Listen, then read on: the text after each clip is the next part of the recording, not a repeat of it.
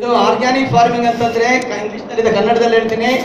ಇದು ಬರೀ ಕೃಷಿ ಮಾಡೋದಲ್ಲ, ಯಾರ್ಯಾರು ಸಾವಯವ ಕೃಷಿ ಮಾಡ್ತಿದ್ದಾರೆ ಅವರಿಗೆಲ್ಲ ಜೀವನ ಶೈಲಿ ಇಲ್ಲಿ ಎಂತೆಂಥವ್ರು ಇದ್ದಾರೆ ಅಂದ್ರೆ ಕೆಲಸ ಬಿಟ್ಟು ಬಂದಿದ್ದಾರೆ. ನಾನು ಲಾಯರ್ ಆಗಿದ್ದೆ, ಕೆಲಸ ಬಿಟ್ಟೆ ಇದನ್ನ ಮಾಡಬೇಕು ಅಂತ. ಇಂಜಿನಿಯರ್ಗಳು ಕೆಲಸ ಬಿಟ್ಟಿದ್ದಾರೆ, ಏರೋಪ್ಲೇನ್ ಓಡಿಸ್ತಿರೋ ಕೆಲಸ ಬಿಟ್ಟಿದ್ದಾರೆ. ಯಾಕೆ ಬಿಟ್ಟಿದ್ದಾರೆ ಅಂತ ಅಂದ್ರೆ ಇದು ರೈತರಿಗೆ ತೊಂದರೆ ಆಗ್ತಿದೆ, ನಮ್ಮ ಕೃಷಿ ಹಾಳಾಗಿ ಹೋಗ್ತಿದೆ, ಇದನ್ನ ಬದಲಾವಣೆ ಮಾಡಬೇಕು ಅಂತ ಬಹಳಷ್ಟು ಜನ ಶ್ರಮ ಮಾಡ್ತಿದ್ದಾರೆ.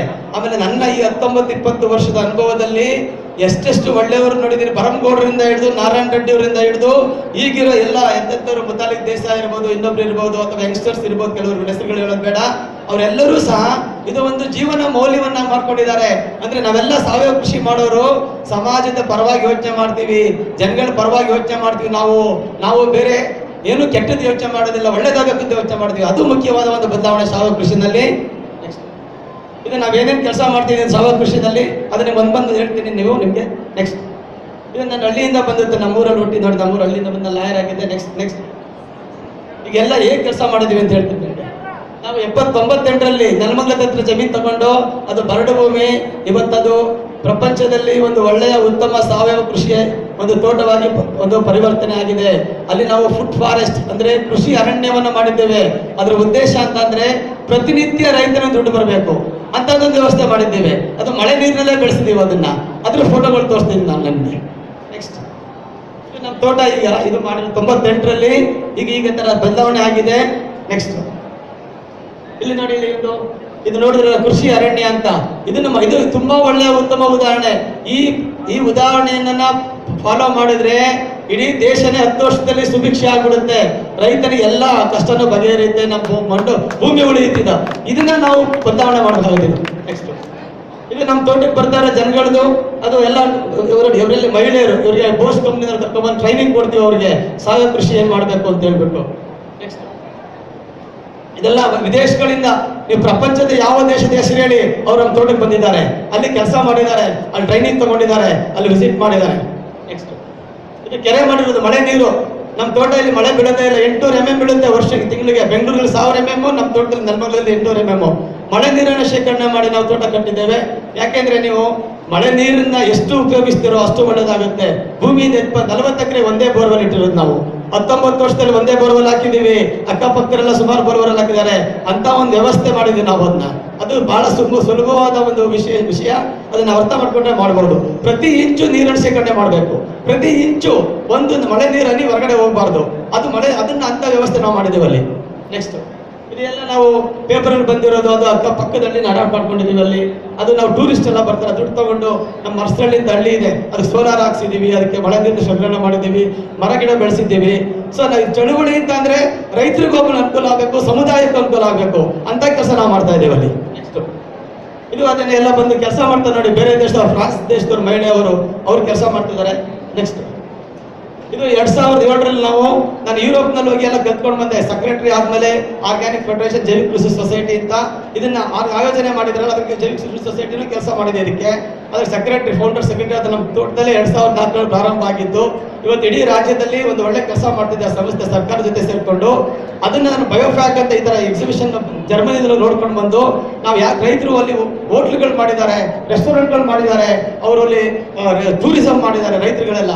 ಅಂತದೊಂದು ನಾವು ಮಾಡಬೇಕು, ನಮ್ಮ ದೇಶದಲ್ಲಿ ಮಾಡ್ಬೋದು ಅಂತ ಯೋಚನೆ ಮಾಡಿ 2008ರಲ್ಲಿ ನಾವು ಇದು ಪ್ರಾರಂಭ ಮಾಡೋದು. ಹೋಟೆಲ್ ಇದು ಎಕೋ ಹೋಟೆಲ್ ಅಂತ. ಇದು ಸಾರಿ 2007ರಲ್ಲಿ ಇದು ಸ್ಟೋರ್ ಮಾಡಿದ್ದು ನಾವು. ಇದು 2007ರಲ್ಲಿ ಇಂಡಿಯಾದ first certified organic food store RMA dollars ಕಾಲೋನಿನಲ್ಲಿ. ಅವತ್ತು ಬೆಂಗಳೂರು ಸ್ಟೋರ್ಗಳೇ ಇರಲಿಲ್ಲ, ಆರ್ಗ್ಯಾನಿಕ್ ರಾಜ್ಯದಲ್ಲಿ ಇರಲಿಲ್ಲ.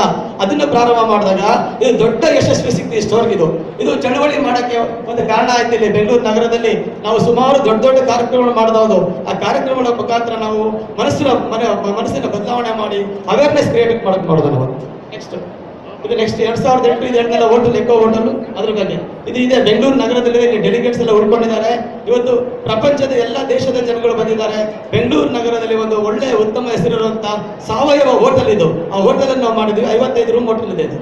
ನೆಕ್ಸ್ಟ್ ಇದು 2014ರಲ್ಲಿ ನಮ್ಮದು ಕೂರ್ಗ್ನಲ್ಲಿ ಪ್ಲಾಂಟೇಶನ್ ಇದೆ. ಅಲ್ಲಿ ನಾವು ಒಂದು ರಿಟ್ರೀಟ್ ಅಂತ ಮಾಡಿದೀವಿ. ಟೂರಿಸ್ಟ್ ಎಲ್ಲ ಹೋಗಕ್ಕೆ. ಅದು ಬರೀ ಮಣ್ಣಲ್ಲೇ ಕಟ್ಟಿದ್ದೀವಿ. ಟೆಕ್ನಾಲಜಿ, ಮಣ್ಣನ್ನು ಉಪಯೋಗಿಸಬೇಕು ನಾವು. ಮಣ್ಣು ಉಪಯೋಗಿಸಿದ್ರೆ ತುಂಬಾ ಒಳ್ಳೆ ರೀತಿಯಲ್ಲಿ ಸ್ಟೆಬಿಲೈಸ್ ಮಡ್ ಬ್ಲಾಕ್ಸ್ ನಲ್ಲಿ ಆರೋಗ್ಯವಾಗುವಂಥ ಭೂಮಿಗೆ ಮತ್ತು ಮನುಷ್ಯರಿಗೂ ಒಳ್ಳೆಯದಾಗುವಂಥ ಒಂದು ಕಟ್ಟಡ ಕಟ್ಬೋದು. ಅದನ್ನು ಮಾಡಿದ್ದೀವಿ. ಇದು ನಮ್ಮ ಕಾಫಿ ಪ್ಲಾಂಟೇಶನ್ ಪೂರ್ತಿ ಸಾವಯವ. ನೆಕ್ಸ್ಟ್ ಇದು ಈಗ 2014 ತೋರಿಸಿದ್ನಲ್ಲ, ಈಗ ಅದನ್ನ ಮಾಡಿರೋದು. ಇದು ನೆಕ್ಸ್ಟ್ ಇದು ಈಗ ತೋರಿಸಿದ್ನಲ್ಲ, ವಿಡಿಯೋ ತೋರಿಸಿದ್ನಲ್ಲ, ಅದನ್ನ ಮಾಡಿದ್ದೀವಿ. ನೆಕ್ಸ್ಟ್ ತೆಗಿ. ನೆಕ್ಸ್ಟ್ ಇದೆಲ್ಲ ಅಂಗಡಿ, ಇದು ರೆಸ್ಟೋರೆಂಟ್ ಇದೆ. ಈ ರೆಸ್ಟೋರೆಂಟಿನ ನೆಕ್ಸ್ಟ್ ರೆಸ್ಟೋರೆಂಟು ಏನು ಮುಖ್ಯ, ವಾಪಸ್ ಈ ರೆಸ್ಟೋರೆಂಟ್ನ ಮುಖ್ಯ ಉದ್ದೇಶ ಏನಂತಂದ್ರೆ ನಾವು ಮಾಡಿರೋದು ಸಿರಿಧಾನ್ಯಗಳನ್ನ ಪ್ರಚಾರ ಮಾಡ್ಬೇಕು, ಜಾಸ್ತಿ ಜನರು ಮುಟ್ಟಿಸ್ಬೇಕು ಅಂತ. ಅದಕ್ಕೆ ಏನು ಮಾಡಿದೀವಿ ಅಂದ್ರೆ, ಇವತ್ತು ನೋಡಿ ನಮ್ದು ಸ್ಟಾಲ್ ಇದೆ, ಇಲ್ಲಿ ಫುಡ್ ಸ್ಟಾಲ್ ಹಿಂದ್ಗಡೆ ಇವತ್ತು 5,000 ಜನಕ್ಕೂ ಸಹ ನಾವು ಊಟ ಕೊಟ್ಟಿದ್ದೇವೆ. ಫುಡ್ ಸ್ಟಾಲ್ ಇದೆಯಲ್ಲ, ಅಲ್ಲಿ ಹೋಗಿ ನೋಡಿ ನೀವು, ಐಸ್ ಕ್ರೀಮ್ ಇಂದ ಹಿಡಿದು ಪಿಜ್ಜಾ ತನಕ ಇವತ್ತೆಲ್ಲ ಬಂದು ಆಶ್ಚರ್ಯ ಪಟ್ಟು ಇದೆಲ್ಲ ಮಾಡಕ್ ಸಾಧ್ಯನಾ ಅಂತ. ಬಹಳ ಉತ್ತಮವಾದ ಆರೋಗ್ಯಕರವಾದ ಆಹಾರವನ್ನ, ಬೇರೆ ಬೇರೆ ವಿಭಿನ್ನ ರೀತಿಯ ಆಹಾರಗಳನ್ನ ಸಿರಿಧಾನ್ಯದಲ್ಲೇ ಮಾಡಿದ್ದೀವಿ ನಾವು ಅದನ್ನ. ಅದು ಬಹಳ ಮುಖ್ಯವಾದ. ಇವತ್ತು ಬೆಂಗಳೂರು ನಗರದಲ್ಲಿ ಒಂದು ಉತ್ತಮ ರೆಸ್ಟೋರೆಂಟ್ ಅಂತ ನಮ್ಗೆ ಅವಾರ್ಡ್ ಸಿಕ್ತು. 1 ವರ್ಷದಲ್ಲಿ 3 ಅವಾರ್ಡ್ ಸಿಕ್ಕಿದೆ ನಮಗೆ.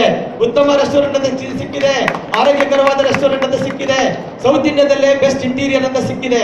ಇವತ್ತು ನಮ್ಮ ಬೆಂಗಳೂರು ಅವಾರ್ಡ್ ನಲ್ಲಿ ನಮ್ಮ ಗ್ರೀನ್ ಪಾಸ್ ಸಂಸ್ಥೆ ಪರವಾಗಿ ನಮ್ಮನ್ನು ಫೈನಲಿಸ್ಟ್ ಅಂತ ತಗೊಂಡಿದ್ರು ಅವರು. ಅಂದ್ರೆ ಸಾವಯವ ಉತ್ಪನ್ನಗಳು, ಸಿರಿಧಾನ್ಯಗಳು ಮೇಲ್ಮೇಲಕ್ಕೆ ಹೋಗ್ತಾ ಇದಾವೆ. ಇವತ್ತು ಜನರಿಗೆ ಅರಿವಾಗ್ತಿದೆ, ನಮ್ಗೆ ಇದ್ರದ್ದು ಬೇಕೇ ಬೇಕು, ಇದನ್ನು ಉಪಯೋಗಿಸಲೇಬೇಕು ಅಂತ. ಇವತ್ತು ಲಕ್ಷಾಂತರ ಜನ ಇದು ಭೇಟಿ ಕೊಡ್ತಾ ಇದ್ದಾರೆ. ಯಾಕೆ ಭೇಟಿ ಕೊಡ್ತಾ ಇದ್ದಾರೆ ಅಂತಂದ್ರೆ, ಅವ್ರಿಗೆ ಮಹತ್ವ ಅರಿವಾಗಿದೆ. ಸಾವಯವ ಬೇಕು, ಸಿರಿಧಾನ್ಯ ಬೇಕು, ನಮ್ಮ ರೈತರು ಉಳಿಬೇಕು, ನಮ್ಮ ಮಣ್ಣು ಉಳಿಬೇಕು, ನಮ್ಮ ಮಕ್ಕಳು ಉಳಿಬೇಕು ಅಂತ. ಆ ಚಳುವಳಿಯ ಭಾಗವಾಗಿ ಇವತ್ತು ಗ್ರೀನ್ ಪಾತ್ ಆರ್ಗ್ಯಾನಿಕ್ ಸ್ಟೇಟ್ ಉತ್ತಮವಾದ ಕೆಲಸ ಮಾಡಿದೆ. ನೆಕ್ಸ್ಟ್ ಈ ಪ್ರಪಂಚದ ಎಲ್ಲ ದೇಶಗಳ ಜನರಲ್ಲಿ ಭೇಟಿ ಕೊಟ್ಟಿದ್ದಾರೆ, ಕಲ್ತಿದ್ದಾರೆ. ಇವತ್ತು ಫ್ರಾನ್ಸ್ ನಲ್ಲಿ ಒಬ್ಬರು ಮಹಿಳೆ ದೊಡ್ಡ ಚಳುವಳಿ 6 ವರ್ಷ ಬಂದು ರಾಗಿನಲ್ಲಿ ಅವರು ರಿಸರ್ಚ್ ಮಾಡೋದ್ರಲ್ಲಿ ರಾಗಿ ತುಂಬಾ ಚೆನ್ನಾಗಿದೆ ಅಂತ ಫ್ರಾನ್ಸ್ ದೇಶ ತಗೊಂಡೋದ್ರು. ಅಲ್ಲಿ ರಾಗಿನೇ ಬೆಳೆಯ ಪ್ರಯತ್ನ ಮಾಡ್ತಾರೆ. ಅಲ್ಲಿ ನಾವು ಕಿನೋವಾ ಅಂತ ಹೇಳ್ತಾ ಇದೀವಿ, ನಾವು ಬೇರೆ ಹೇಳ್ತೀವಿ ನಾವು. ಅದು ಇವತ್ತು ನಮ್ಮ ರಾಗಿ ವಿದೇಶಕ್ಕೆ ಹೋಗಿದೆ. ನಮ್ಮ ರಾಗಿ, ನಮ್ಮ ಸಜ್ಜೆ, ನವಣೆ ಇಡೀ ಪ್ರಪಂಚಕ್ಕೆ ಹರಡಬೇಕು.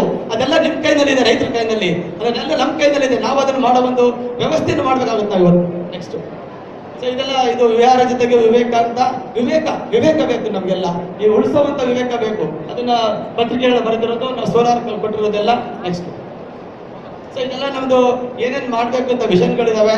ಒಟ್ಟಾರೆಯಾಗಿ ಹೇಳೋದಾದ್ರೆ, ಒಬ್ಬ ರೈತ ಇದನ್ನೆಲ್ಲ ಮಾಡಕ್ ಸಾಧ್ಯನಾ ಅಂತ. ನಾನು ಒಬ್ಬ ರೈತನಾಗಿ ಬೆಳೆದದ್ದು. ಇಂತಹ ಪ್ರಯತ್ನಗಳು ಇವತ್ತು ಬೆಂಗಳೂರು ನಗರ ಅಲ್ಲ, ಬೇರೆ ರಾಜ್ಯದಲ್ಲಿ ನಡೀತಾ ಇದೆ. ಇವತ್ತು ನೋಡಿ, ಕೆಲವು ಉದಾಹರಣೆಗಳು ಹೇಳ್ತೀನಿ ನಿಮ್ಗೆ.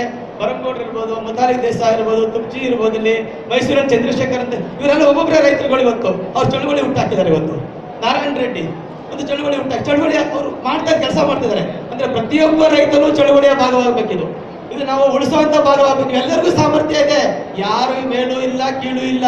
ನನ್ನ ಹತ್ರ ಬೆಂಗಳೂರು ಬಂದಾಗ ಪ್ಯಾಂಟೇ ಇರಲಿಲ್ಲ ಹಾಕೊಳ್ಳಕ್ಕೆ. Free boarding and lodging, free ಉಚಿತ ವಿದ್ಯಾರ್ಥಿಯಲ್ಲಿ ಊಟ ಮಾಡಿದ್ ನಾನು. ಆದ್ರೆ ನಮ್ಮ ಸಾಮರ್ಥ್ಯವನ್ನು ಉಪಯೋಗಿಸ್ಕೊಂಡು ನಾವು ಬೆಳೆಯಲಿಕ್ಕಾಗುತ್ತಾ, ಸಮಾಜ ಉಳಿಸೋಕ್ಕಾಗುತ್ತಾ ಅಂತ ವ್ಯವಸ್ಥೆ ಮಾಡಬೇಕು. ನೀವು ಯಾರು ಎದೆಗುಂದ್ಬೇಡಿ, ನಮ್ಗೆಲ್ಲ ಶಕ್ತಿ ಇದೆ. ನಮ್ದೇ ಭೂಮಿ, ನಮ್ದೇ ಸೂರ್ಯ, ನಮ್ದೇ ನೀರು, ನಮ್ದೇ ಬೀಜ. ನಾವು ಉಳಿಸ್ಬೇಕು, ಬೆಳಿಬೇಕು. Thank you.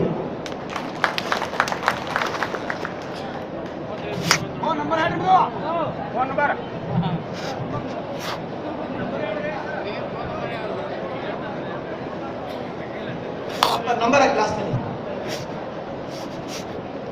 ನನ್ನ ಹೆಸರು ಜಯರಾಮ್ ಅಂತ.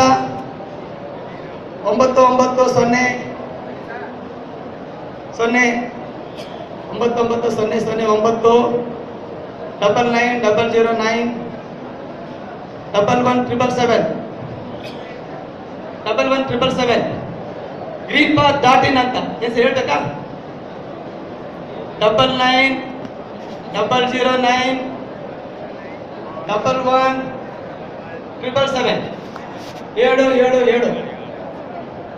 ಜಯರಾಮ್ ಅಂತ ನನ್ನ ಹೆಸರು. ಎಲ್ಲರಿಗೂ ಧನ್ಯವಾದಗಳು. ನಮಸ್ಕಾರ.